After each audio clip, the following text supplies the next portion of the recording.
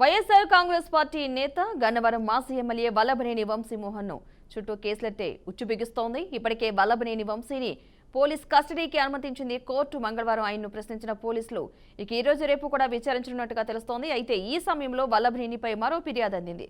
కోనాయి చెరువు రిజర్వాయర్ కు అదనంగా మరో రిజర్వాయర్ నిర్మాణం పేరిట మట్టి తవ్వకాలు చేపట్టినట్లు ఫిర్యాదులో పేర్కొన్నారు. తొండెంగట్టు చెరువులో మట్టి తవ్వకాలు చేసి కోట్లు కొల్లగొట్టినట్లు వంశీ ఆయన అనుచరులపై గన్నవరం పోలీసులకు ఫిర్యాదు చేశారు మురళి అనే వ్యక్తి. ఇక దీంతో వల్లభనేని వంశీపై మరో కేసు నమోదు చేసేందుకు సిద్ధమవుతున్నారు పోలీసులు.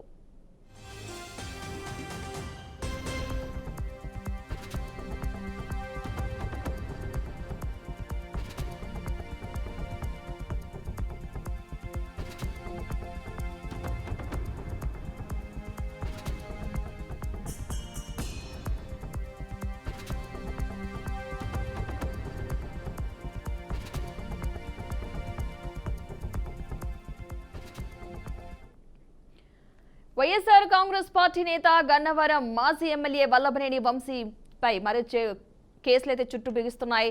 ఇప్పటికే వల్లభనేని వంశీని పోలీస్ కస్టడీకి కూడా అనుమతించింది కోర్టు. మంగళవారం ఆయన్ని ప్రశ్నించిన పోలీసులు ఈ రోజు రేపు కూడా విచారించే అవకాశం ఉన్నట్టుగా తెలుస్తోంది. అయితే ఈ సమయంలో వల్లభనేనిపై మరో ఫిర్యాదు కూడా అందింది. కోనాయి చెరువు రిజర్వాయర్ కు అదనంగా మరో రిజర్వాయర్ నిర్మాణం పేరిట మట్టి తవ్వకాలు చేపట్టినట్లుగా ఫిర్యాదులు పేర్కొన్నారు. తొండెంగట్టు చెరువులో మట్టి తవ్వకాలు చేసి కోట్లు కొల్లగొట్టినట్లు వంశీ ఆయన అనుచరులపై గన్నవరం పోలీసులకు ఫిర్యాదు చేశారు మురళి అనే వ్యక్తి. దీంతో వల్లభనేని వంశీపై మరో కేసు కూడా నమోదు చేసేందుకు సిద్ధమవుతున్నారు పోలీసులు. ఇక ఇదే అంశానికి సంబంధించిన పూర్తి సమాచారాన్ని మా బ్యూరో చీఫ్ శాంబశివరావు మరింత సమాచారం అయితే అందిస్తారు. శాంబశివరావు, మొత్తంగా చూసుకోవచ్చు వల్లభనేని వంశీకి సంబంధించి ఒక్కొక్క కేసు దిగించుకున్నటువంటి పరిస్థితిని మనం ప్రత్యక్షంగా చూస్తా ఉన్నాం. అయితే ముఖ్యంగా వల్లభనేని వంశీ సంబంధించి ఇప్పటికే పోలీస్ కస్టడీకి తీసుకొని విచారిస్తా ఉన్నారు. మరి ఈ నేపథ్యంలో మళ్ళీ వల్లభనేని వంశీకి పూర్తి స్థాయిలో కూడా పోలీసులు అయితే మళ్ళీ అక్రమ మట్టి తవ్వకాలకు సంబంధించి పోలీసులు ఇప్పటికే వల్లభనేని వంశీపై కేసు కూడా నమోదు చేయడం జరిగింది. నమోదు చేసి వల్లభనేని వంశీని విచారణ చేయడానికి కూడా పూర్తి స్థాయిలో సంసిద్ధం అవుతున్నటువంటి పరిస్థితి ఉందని చెప్పుకోవచ్చు. మరి ముఖ్యంగా వల్లభనేని వంశీ ఇప్పటికే కస్టడీలో ఉన్నాడు. సత్యవర్ధన కేసుకు సంబంధించి పోలీసులు విచారణ చేస్తా ఉన్నారు. దానికి తోడుగా వల్లభనేని వంశీ ప్రస్తుతం ఉన్నటువంటి పరిస్థితిలో ఒక్కొక్క కేసు ఉచ్చులు బిగించుకున్నటువంటి పరిస్థితి మనం ప్రత్యక్షంగా చూస్తా ఉన్నాం.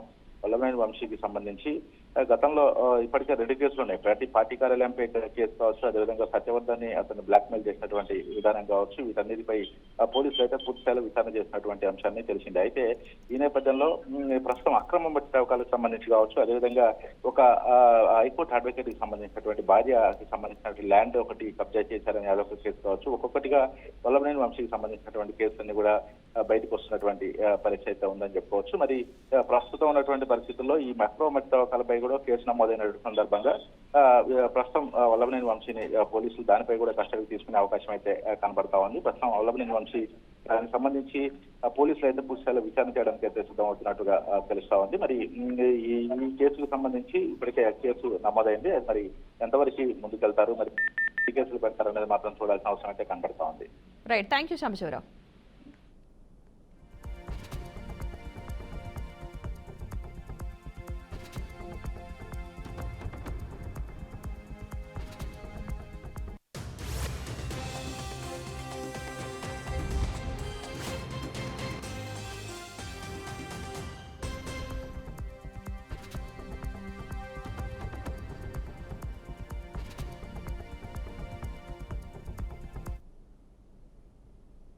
సాధారణంగా ఆలయాల్లో పనిచేసే అర్చకులు అంటే ఏదో సాంప్రదాయబద్ధంగా ఆచారాలు పాటిస్తూ ఓ టైప్లో ఉంటారని అనుకుంటాం. కానీ శ్రీకాకుళం జిల్లా మందసా గ్రామంలోని శ్రీ వాసుదేవ పెరుమాళ ఆలయ అర్చకులు మాత్రం డిఫరెంట్.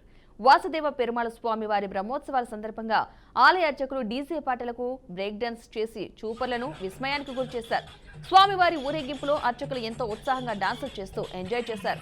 వారిలో ఒకరు పాముల మెలుకులు తిరుగుతూ షేక్ డాన్స్ ను కూడా మిక్స్ చేశారు. గ్రామంలోని కుర్రకారుతో పోటీ పడుతూ ఆ అర్చకులు తమ డాన్స్ టాలెంట్ ను ప్రదర్శించడం విశేషం. ఇన్నాళ్లు తమలో ఉన్న కళను అందరికీ చూపించాలన్న కసితో వాళ్ళు డాన్స్ చేసినట్లుగా అనిపిస్తోంది. ఇక దీనికి సంబంధించిన వీడియో సామాజిక మాధ్యమాల్లో వైరల్ అవుతోంది.